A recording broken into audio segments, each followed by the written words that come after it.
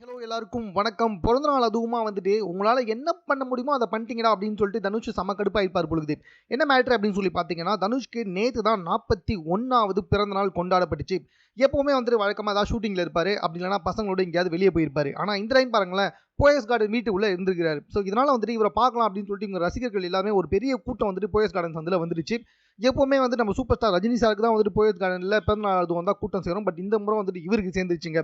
So இதனால என்ன பண்ணியிருக்காரு அப்படின்னு சொல்லி பார்த்தா, சரிப்பா நம்ம ரசிகர்கள் நம்ம தானே வந்துட்டு போய் பார்க்கணும் அப்படின்னு சொல்லிட்டு வீட்டை விட்டு வெளியே வந்து கையை சச்சு லைட்டாக வந்துட்டு வணக்கம்லாம் சொல்லி செல்ஃபி எடுக்கலாம் ட்ரை பண்ணியிருக்காரு. பட் ஆனால் அந்த இடத்துல வந்து ரசிகர்கள் என்ன பண்ணிட்டாங்கன்னா கொஞ்சம் அத்து மீறிட்டாங்கோ.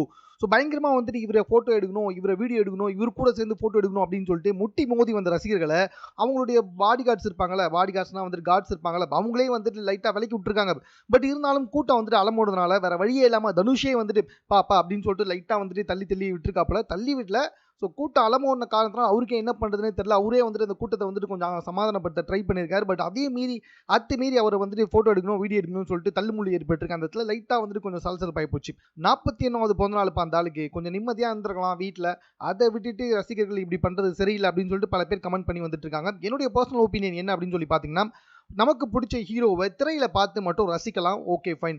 ஆனால் அவங்களுடைய பிரைவேசியில தலையிடும்போது வந்துட்டு கன்ஃபார்மாக அதுக்கு உங்களுக்கே ஒரு மிகப்பெரிய எரிச்சலாக இருக்கும்.